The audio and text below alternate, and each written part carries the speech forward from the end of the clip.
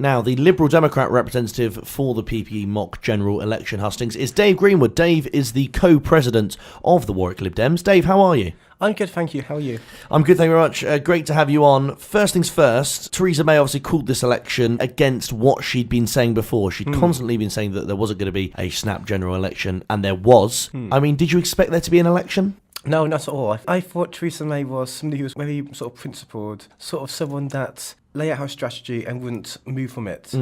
And she made it quite clear that the next general election would be in 2020. And it seems a bit odd to call it so early. Do you think she's called it to try and decimate the Labour Party?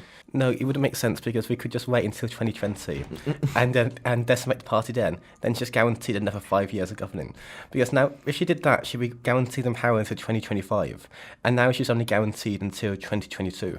So you don't think that's one of the reasons at all? No, you want to keep Jeremy Corbyn in as long as possible. Fair enough.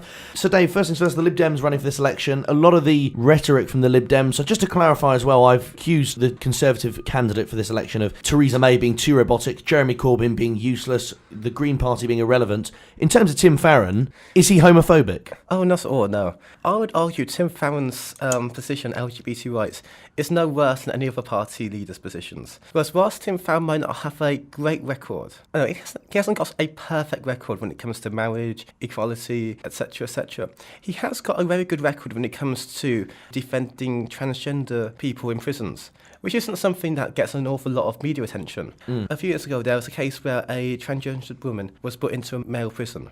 That wasn't something that nobody heard about. Of course, because she's in prison, no one cares about her. But Tim Farron took it upon himself to campaign for her. He wasn't successful, but Michael Gove wouldn't move and insisted that she stayed in that prison. So I'd argue Tim Farron hasn't got the greatest record, but he has made a meaningful contribution. So moving away from his record and moving on to his rhetoric, in the interviews he's been heavily criticised, heavily asked if he thinks gay marriage or gay sex is a sin. Does it annoy you as a Liberal Democrat that he couldn't answer the question directly? The problem with this is that it's not as if he brought this up himself. It wasn't as if he started making a pronouncement on his personal views. It was sort of like people insisting to know his very private, personal beliefs. And I don't think that's irrelevant to the election campaign. Because remember, Tim Farron is a born-again evangelical Christian. He probably thinks that anyone who has sex, even if they're in a marriage, using a condom, he probably believes that too.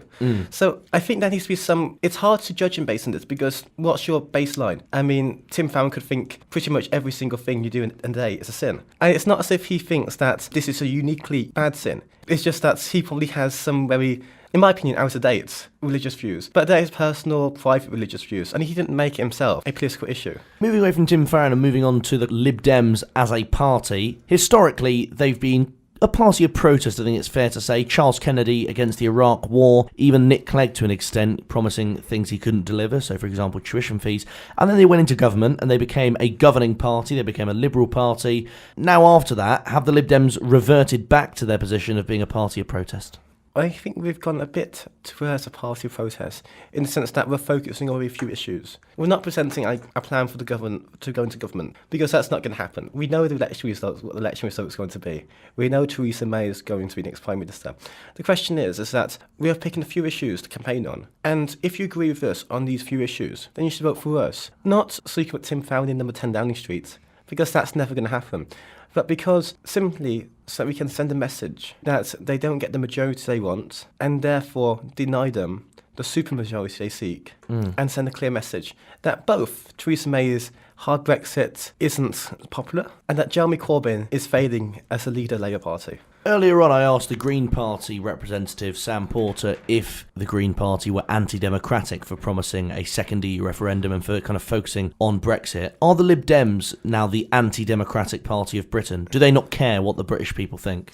Not quite, because we're not saying we're going to ignore Brexit or stop Brexit. The question, what we've proposed is that after 2 years of negotiations, the final deal that the British public gets is put to a vote for the people. That isn't really denying legitimacy of the referendum result. It's just accepting that there are limitations to that question and that we don't know what the British people want. We don't know if they want a hard Brexit. We don't know if they want a soft Brexit. We don't know if they care about the European Court of Justice. We don't know if they care about immigration. The only thing we do know is that they want to leave the European Union. So by putting a final deal to the people, we can make sure that the Brexit we get is the Brexit they want. Also, another issue that is arising at this election is the concept of a progressive alliance. Now, the Green Party have stood aside in Twickenham and in Richmond Park in favour of your candidates. The Liberal Democrats have stood aside in Brighton Pavilion to support Caroline Lucas, the Green Party Member of Parliament. What are your thoughts on a progressive alliance? And are the Lib Dems just becoming a party of the left as opposed to a party of the centre? I disagree that we are party of the left.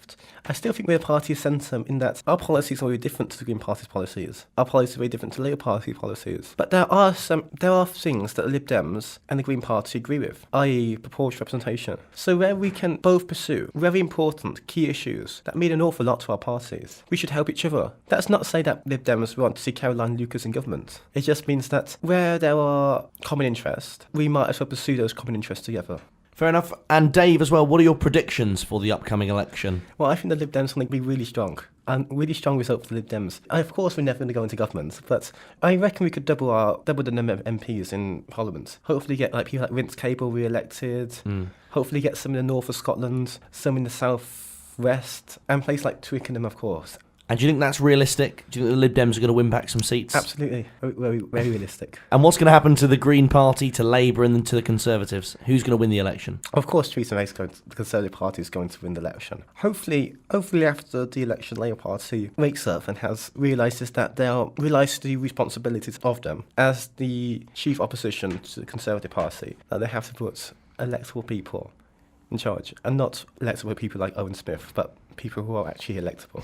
And finally, Dave, are you looking forward to representing the Lib Dems at the mock general election? Absolutely. Dave, thanks for joining me. Thank you.